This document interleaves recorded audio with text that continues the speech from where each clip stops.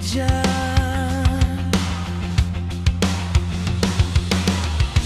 Kung iiwan kita sa labas, kung naramdaman mo na hindi kita pinansin, hindi ang buhay ko ay ikaw lang.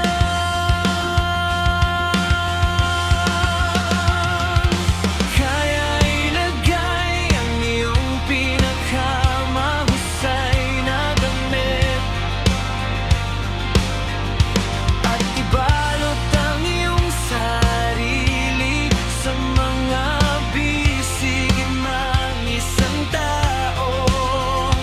Sino ang gustong ibigay sa'yo ang lahat ng pagmamahal na gusto mo ngayon?